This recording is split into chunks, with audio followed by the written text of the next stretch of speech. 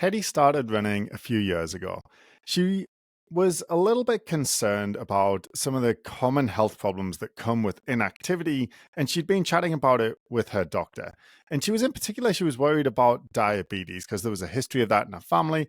And she discussed all of this with the doctor, who thought that probably the best thing she could do would be to just get some regular exercise that would offer the most protection for her. So Hetty was looking for something that was kind of easy that she could just get up and do. And so running really fit the bill. Over the next few years, Hetty fell in love with running. She particularly enjoyed trail running and long runs at the weekend that she would do with her husband. She even managed to build up her training volume slowly and steadily in spite of having some trouble with injuries and get all the way to doing a half marathon. Unfortunately, over the next few years, a series of life events would conspire to ruin her running journey.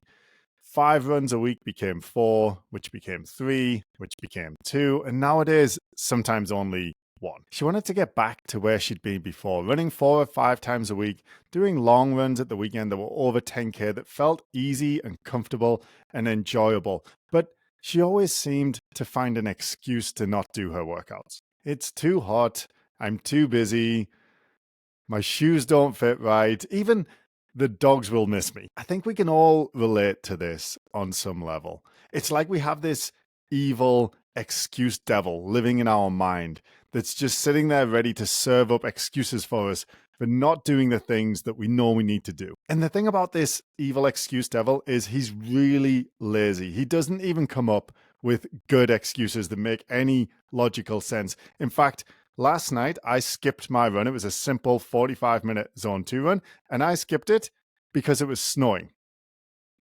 I live in Canada. It's always snowing.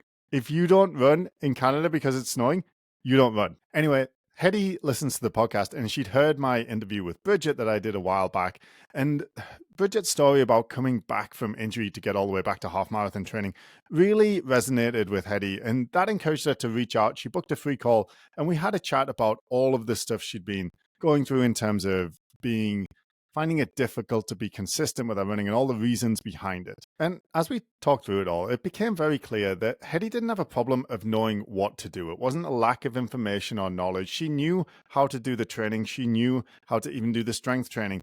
The problem was that she wasn't doing it. She needed a way to fight back against the evil excuse devil. In short, what she needed was an accountability angel. And for Hedie, that accountability angel would come in the form of a woman named Heidi. Heidi's one of the coaches who works with us, and her role is really on the execution side of things. So we create a plan that's going to get the athlete to whatever their goal is, whether it's to get out of pain or to get back to regular training or to get back to half marathon kind of levels of fitness. And then it's Heidi's job to help the athlete execute on that plan and make sure that what needs to be done gets done. And part of that role is to act as a kind of accountability angel, always checking in on them and reviewing their workouts to make sure that we are calling the athlete to be the person that they said they wanted to be, to do the things that they said they wanted to do, to be the person that they want to be. And with Heidi's support, over the last 2 months, Hedie has averaged 4 runs and 2 strength workouts every week for the last 2 months. Her long runs are getting easier and easier, and she's starting to enjoy them again. And that's been huge for Hedie. She's been feeling so positive about her progress that she's even been pestering us to add a 5th run every week. And the thing about accountability is the reason that the evil excuse devil won over me last night in terms of not doing the run because it's snowing was because I didn't have to say that out loud. I didn't have to tell anybody that. Because if I did, I would realize just how preposterous and stupid it is for me to give an excuse of it's snowing to not do my run when I live in Canada. And so the same thing happened with Hedie. When she had one of those evil excuse devils excuses served up to her, she knew that she'd have to share it with Heidi. And then the idea of saying something quite preposterous for why she couldn't do the workout just seems kind of silly. So she just went ahead and did the bloody workout. And ironically, Heidi actually had the same problem a couple of months back. So I was talking in a previous episode about how she had had some trouble with her knee. And obviously, she knew what to do about it. She knew the things to do, but over the last couple of months, she just hadn't been doing them. And then when she started working with me, I essentially became her accountability angel. And all I did was give her the same type of plan that she would have written for herself. She did it. I asked her if she did it. She didn't make an excuse because she didn't want to share that stupid lame excuse that the evil excuse devil came up with. So she did the work, so she got the results. So Hedie, Heidi, and me were all in the same boat. And I'm sure that you can relate to this. I'm sure that you have an evil excuse devil lurking around in your mind, ready to serve up lame excuses for you to not do the things that you know you want to do to be the type of runner, the type of athlete, and the type of person that you want to be. And I know I've kept it pretty lighthearted with this story today, but it's pretty serious. If Hedie had continued on the trend that she was on, so she'd gone from half marathons and long runs over 10K to 5 runs a week to 4 to 3 to 2, and then sometimes 1. Like, how long was it going to be before it was 0? She shared that with me on the call, that one of her concerns is that at some point the runs are getting more difficult because she's not as fit. And how long will it be before they're just so difficult that she doesn't want to do them anymore? And we know that most runners quit eventually. The vast majority of runners will quit sometimes in their often in their 40s, 50s, or 60s. And the thing about runners is they are runners. And when they don't run, they don't do anything. We've talked about that before. So what do the next 10, 20 years, 30 years look like for Hedie if she's not running at all? She got into running because she wanted to avoid some of the negative health consequences associated with low activity levels, particularly diabetes was on her mind.